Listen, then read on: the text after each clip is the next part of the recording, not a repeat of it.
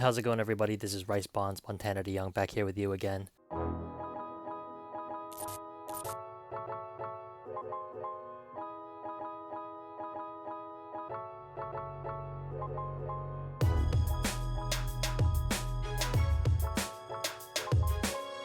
It has been too long since I've spoken to you guys, but today is a very special day. I usually don't spend this much time to set up, but I wanted to make sure to do this card justice that came in today. I wanted you guys to turn your attention first to the backdrop I have here. These five cards of Bonds are all, I think, in the 25 most difficult pulls, odds wise, for an individual player in all of 90s inserts, excluding one of ones. So we're not talking about one of ones, and we're not talking about those sets that never had a declared print run or declared pack odds. Those cards were left off this ranking. We're only talking about cards where the pack odds were released by the company in promotional materials or on the packs themselves. And if you were to go by that metric, then these are five of the top 25 most difficult sets within which to pull your player. There are 25 sets that I'm looking at right now on this list.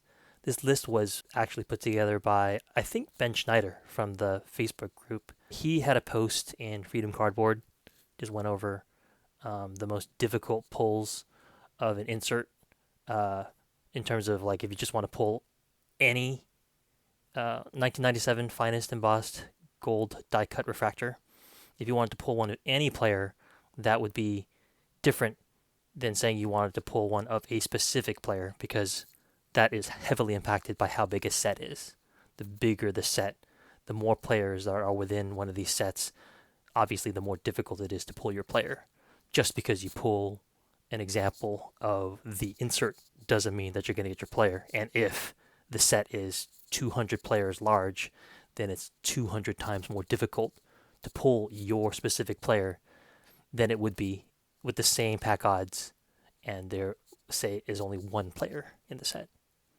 It's pretty cool to take a step back and note that after the 1998 Bowman Chrome Golden Anniversary Refractor, by far the most difficult Barry Bonds to pull, you have here the Luminaries Gold Rainbow from 1998 Top Stars.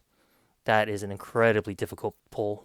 One out of 136,425 packs to pull an individual player. My player is Bonds. So odds wise, that is how many packs you have to open in order to find one. And then next up, you have the 1998 Circa Thunder Super Raid from 1998. Those are out of 25. That is the eighth most difficult overall set to pull your player from. You have to open 63,000, basically almost 64,000 packs in order to hit your player. After that is 1997 Golden Boss. We just talked about it. To get your player, you'd have to open about 57,000 packs. Those are the odds. And then here you have the 1997 Pinnacle Certified Team Mirror Gold. And in that case, there's a set of 20 players. Multiply that by the pack odds of 1 out of every 1,800. And you have the odds of 36,000 packs required, essentially, mathematically, to pull that card. And then finally, outside the top 20, a card maybe that you wouldn't have guessed. This is the 1996 Ultra Thunderclap Gold Medallion. There's 20 players in that set with pack odds of 1 in 720.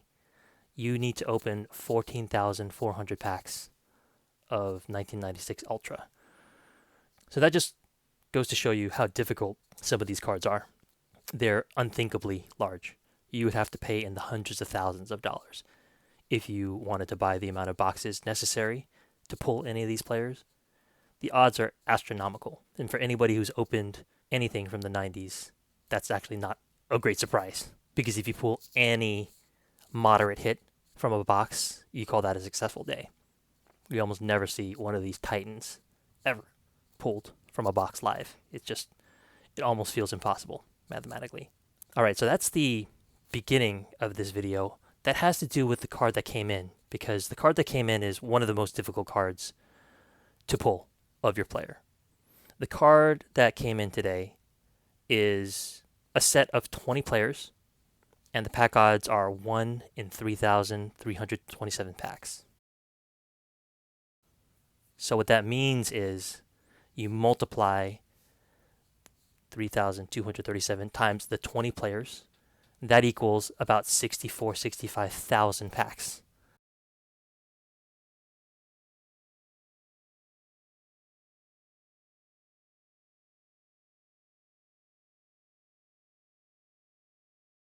That means about 2,700 boxes.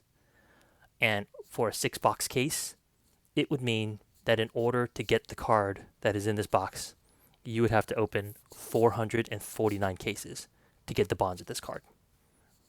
Among the cards here, only the Luminaries is a more difficult pull. I wanted to talk to you a little bit about 1998 Bowman's Best as well.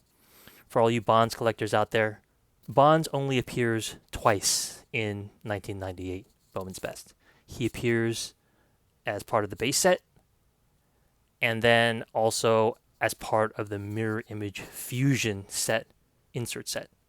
So you got the base set and the parallels to the base set, and then the base insert, and then a parallel to that base insert.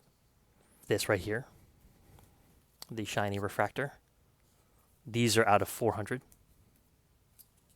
This one is numbered 268 out of 400. So this card is 20 times more difficult to pull than this. And to get an atomic refractor, the first year of cracked ice, these are numbered out of 100. So in every 82 packs, you're expected to pull an atomic refractor of some player. But since there are 200 players, you have to multiply those odds by 200. Meaning that the odds of pulling the atomic refractor of the base card is 1 in 16,000.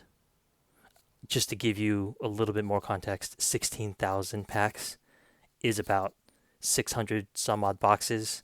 You're talking over 100 cases you'd have to buy in order to pull your bonds. That is how difficult these cards are to pull. And they're absolutely beautiful. Like for me, I never really loved the base set design. I just think it's kind of a lazy design. I mean, I know that there's a baseball back there, and that's where the swoosh is. I guess the empty space in front of the baseball. And, you know, the refractor, beautiful card. Goodness gracious. I'm not even sure I would necessarily say that the atomic refractor, 4 times rarer than the regular refractor, is more beautiful. It's more unique maybe, but that card right there is a beautiful card. So, all right. So that's the base set. The only other appearance by Bonds in this set is in the Mirror Image Fusion set. This card and this card are about equally difficult to pull. That just sort of gives you an idea, because just think about how hard this card was to pull. I just talked about how this card, you need to buy about 100 cases in order to grab this card. This is approximately the same odds. So these cards are equally difficult to pull. And the card that's in this box is many, many, many more times difficult to pull than either of those two.